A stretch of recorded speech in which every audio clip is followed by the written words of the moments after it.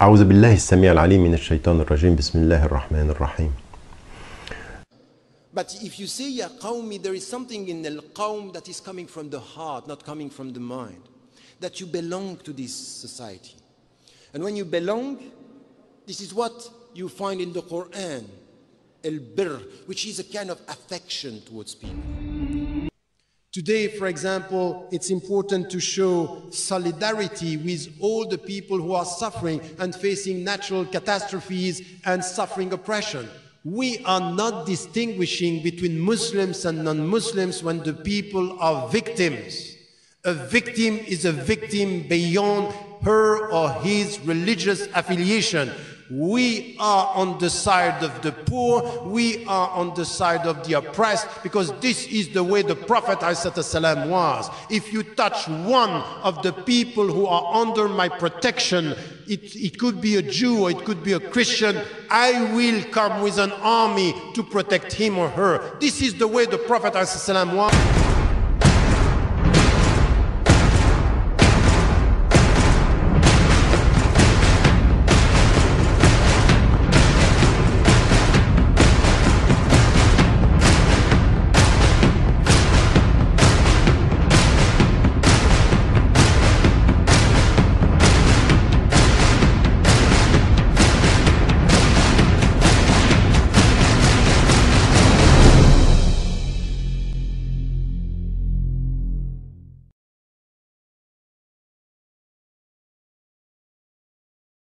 والصلاة والسلام على أشرف الأنبياء والمرسلين سيدنا محمد وآله وأصحابه أجمعين.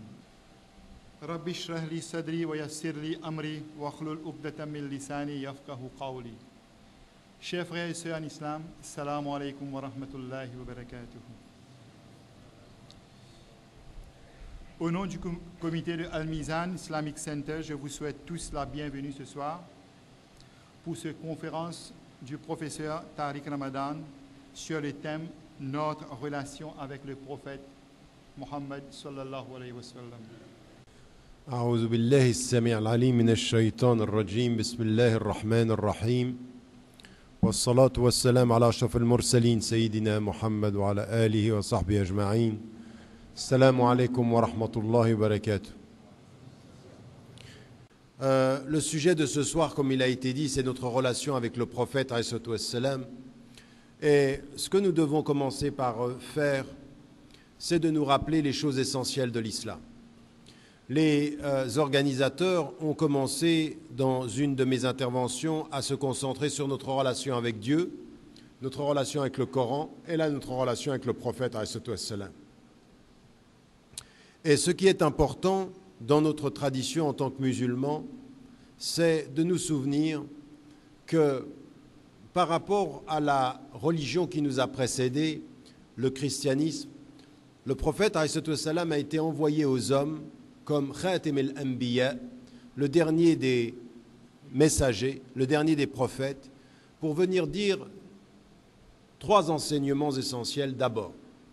Le premier enseignement essentiel, c'est que c'est celui qui a été, considère nous, ce que nous pensons en tant que musulmans, a été perverti dans le message qui a précédé, c'est l'affirmation définitive et intransigeante que Allah subhanahu wa ta'ala, il est unique et il n'a pas d'associé, qui est le centre de l'islam, le cœur de l'islam, la lumière de l'islam et la finalité de l'islam. La ilaha illallah. Ça, c'est un élément essentiel. Le prophète salam est venu le dire. Il est la source, il est le principe premier, huwal awwal, huwal akhir. C'est-à-dire, il est le premier, il est le dernier. Allahu la ilaha illa huwa. Donc, ce principe du tawhid, ce principe, il est que quand nous commençons à penser au prophète salam, nous devons nous rappeler le message avec lequel il est venu. Et le message avec lequel il est venu, c'est qu'il n'y a qu'un Dieu, laysa kamithlihi shay'un wa huwa as-sami'ul basir. Il n'est équivalent à rien de ce qu'on peut imaginer. Il est celui qui entend tout et il est celui qui voit tout. Principe premier du message du prophète, c'est fondamentalement la réaffirmation du principe de la transcendance et de l'unique. La deuxième chose que le prophète est venu apporter avec la dernière des révélations, c'est le dernier message qui confirme tous ceux qui l'ont précédé et qui rectifie ce qui a été tronqué. Donc Allah SWT a envoyé le dernier des messagers avec la réaffirmation de l'unicité de Dieu contre toute affirmation de la Trinité, affirmation que Dieu a un enfant, affirmation qu'il y a le Saint-Esprit qui est le troisième de trois. Non, Allah SWT nous dit dans le Coran, je suis unique et je suis le seul que vous devez adorer et l'essentiel de votre vie. وَمَا خَلَقْتُ الْجِنَّ وَالْإِنسَ إِلَّا لِيَعْبُدُونَ. Je n'ai créé l'homme et les djinns et l'homme que pour qu'ils m'adorent. Donc ça, c'est un principe essentiel. La deuxième des choses, affirmer que le prophète est le dernier des messagers. Ça veut dire qu'il est le dernier, mais qu'il n'est pas le seul, et qu'il vient confirmer ce que Isa alayhi salam, Jésus, Moussa alayhi salam, Moïse, Ibrahim alayhi salam, Abraham, Noé alayhi salam sont venus dire depuis Adam alayhi salam, premier homme à manifester la présence humaine sur la terre à l'origine. Donc on a ici un message qui affirme l'unicité, qui rappelle le cycle des prophéties et qui rappelle une troisième chose, c'est que le dernier des messagers sera pour nous le dernier des messagers, le dernier des prophètes, et que, alayhi wassalam, c'est lui qu'il faut suivre et c'est lui notre modèle. Et c'est ce qui nous est dit dans le Coran, لَقَدْ كَانَ لَكُمْ فِي رَسُولِ اللَّهِ أُسْوَةٌ حَسَنَةٌ. Il y a, certes, dans le dernier des messagers, le meilleur des modèles pour vous. Et ce qui est dit directement entre le premier des enseignements, c'est qu'il n'y a qu'un seul Dieu et il est au-delà de tout. Et qu'il y a un cycle de messagers et aucun de ces messagers n'a été divin. Ils n'ont été que des êtres humains. Et le dernier n'est qu'un être humain. Et il se place comme le dernier des êtres humains envoyés par Dieu pour diriger les humains à se rappeler du divin. Et c'est pour ça qu'il nous est dit à la fin de Surat Al-Kahf, « Qul innama ana basharum mithlukum, yuha ilayya annama ilahukum ilahun wahid. » Je vous dis, et il lui est dit, « Dis, je ne suis qu'un être humain comme vous, il m'a été révélé que votre Seigneur est un Dieu unique. » Donc, il rappelle, je ne suis qu'un être humain et votre Seigneur est un être humain, est un être unique. فَمَنْ كَانَ يَرْجُو لِقَاءَ رَبِّي, celui qui veut retrouver Dieu, et ça c'est le sens de sa prédication, le sens du message, vous allez retourner au Dieu unique, et que celui qui veut retrouver un Dieu unique, فَلْيَعْمَلْ عَمَلًا صَالِحًا وَلَا يُشْرِكْ بِعِبَادَةِ رَبِّهِ أَحَدًا. Donc des principes extrêmement clairs, qu'il fasse le bien, écoutez bien ce qui est important ici, je ne suis qu'un homme, il m'est révélé que votre Dieu est unique et que celui qui veut retrouver Dieu le jour du jugement dernier fasse le bien et qu'il n'associe absolument rien à Dieu. Donc le prophète qui vient, alayhi salam, avec un message où il nous est dit « je ne suis qu'un homme » et il nous est dit « attention, deux conditions pour retrouver Allah subhanahu wa ta'ala, qui est le principe premier pour lequel je suis venu. Je suis venu vous dire qu'il n'y a que la ilaha illallah, mais quand vous entrez dans l'islam, vous dites la ilaha illallah et vous dites Muhammadun Rasulullah sallallahu alayhi wa sallam. Et Muhammadun Rasulullah sallallahu alayhi wa sallam, ça veut dire deux choses. Un, reconnaître qu'il n'est de Dieu que Dieu et faire le bien. فَلْيَعْمَلْ عَمَلًا صَالِحًا. Et qui va nous enseigner l'amal et salih? Le prophète alayhi salam. Donc quand on dit La ilaha illallah Muhammadun Rasulullah, qu'est-ce qu'on dit? On ne dit pas simplement je reconnais qu'il y a un Dieu unique et que son messager est le prophète. On dit, aïssatou wassalam, quand on dit ceci, Dieu est unique, le prophète aïssatou wassalam est son messager et la voie qui me ramène par lui à l'unique, c'est de faire le bien. C'est tellement ceci que le prophète aïssatou wassalam explique sa mission en disant lui-même, innama bu'ithtu li'utammima makarim al-akhlaq, j'ai été envoyé pour parachever les bons comportements, voulant dire que le bon comportement c'est l'amal as-salih, et que quand vous dites la ilaha illallah Muhammadun Rasulullah alayhi wassalam, ce que vous dites, vous suivez le prophète pour vous amener à Dieu. Et comment allez-vous suivre le prophète pour vous amener à Dieu? Par l'acte de bien, par le bon comportement. Vous suivez le prophète salam par le bon comportement, pas en le disant avec votre bouche, en l'appliquant avec votre existence. La deuxième partie de la shahada, ce n'est pas une shahada qui se dit avec la bouche seulement, c'est une shahada qui se dit avec l'intelligence et qui comprend que si je dis que le prophète salam c'est le dernier des messagers, c'est que ce qu'il va être pour moi, c'est l'exemplarité du bon comportement. وَمَنْ أَحْسَنُ قَوْلًا مِمَّنْ دَعَا إِلَى اللَّهِ وَعَمِلَ صَالِحًا وَقَالَ إِنَّنِي مِنَ الْمُسْلِمِينَ. Regardez tout ce que je viens de vous dire en un verset. Où Allah subhanahu wa ta'ala, il dit, quelle est la meilleure parole que celle qui appelle à Dieu, Ashhadu an la ilaha illallah wa amila saliha, je suis le prophète, et comme je suis le prophète, maintenant je peux dire, j'ai réuni les deux parties de la shahada, Innani min al-muslimin. Vous m'avez suivi?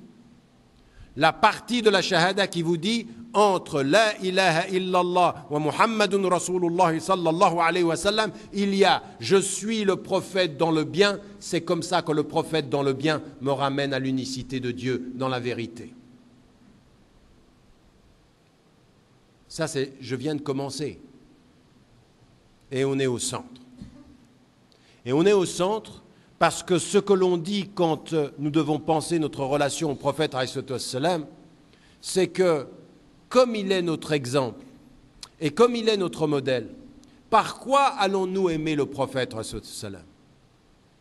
Vous savez, quand vous êtes un professeur et que vous avez des élèves, il y a des élèves où vous sentez qu'ils travaillent pour la matière.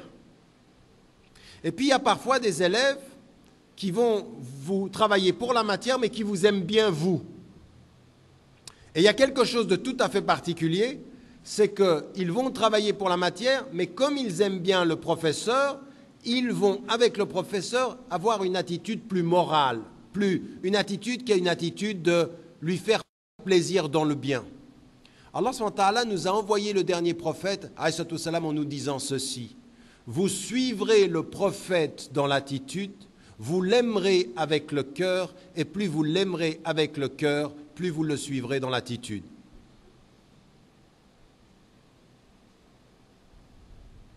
Je vous donne 10 secondes pour réfléchir à ce que je viens de dire. Parce que Allah subhanahu wa ta'ala, il ne nous a pas envoyé un prophète en vain. Quand il est dit « Ya ayyuhalladhina amanu sallu alayhi wa sallimu taslima » vous devez prier sur le prophète et vous devez dire « sallallahu alayhi wa sallam ». Ça, ce n'est pas des paroles que vous devez dire avec le bout des lèvres. C'est des paroles que vous devez sentir avec le fond du cœur. Sallallahu alayhi wa sallam, ça veut dire que Dieu le protège et que Dieu lui octroie la paix. Ça veut dire que même s'il est mort, son souvenir comme modèle de nos vies doit rester dans chacune de nos présences et de notre volonté de faire le bien. Pourquoi? Parce qu'il est notre modèle. Le prophète, comme l'a dit Abu Bakr as-Siddiq, est mort. Dieu seul est vivant. Dieu seul est éternel. Mais ce qui doit rester vivant, comment fait-on vivre quelqu'un qui est mort? Dieu seul peut faire revenir à la vie quelqu'un qui est mort. Mais qu'est-ce qui fait vivre quelqu'un qui est mort? Comment faites-vous vivre dans votre vie quelqu'un qui est mort? En gardant cet être dans votre cœur, en priant pour lui dans votre cœur, en parlant à celui qui ne meurt pas de lui dans votre cœur. Vous faites vivre le mort par le vivant qui est Dieu, wa huwa al-hayyun la yamut. Allah subhanahu wa ta'ala, il ne meurt pas. Quand vous parlez à Dieu de lui, vous le faites vivre au-delà de sa mort. Et Allah subhanahu wa ta'ala nous a dit, pour l'éternité jusqu'à la fin des temps, le prophète alayhi salam est parti, Allah l'a rappelé, mais vous avez l'obligation de le faire vivre par vos prières, par l'intermédiaire de Dieu. C'est Dieu que vous priez et vous faites vivre le prophète alayhi salam dans vos vies comme un modèle d'être humain qui est certes parti, mais qu'Allah subhanahu wa ta'ala a envoyé pour l'éternité.